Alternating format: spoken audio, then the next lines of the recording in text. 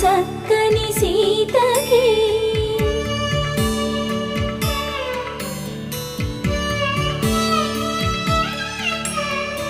ఎర్ర జాబిలి చేయి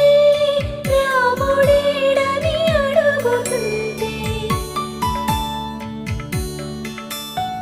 చూడలేదని పెదవి చెప్పే చెప్పలేమని కనులు చెప్పే నల్ల పూసైన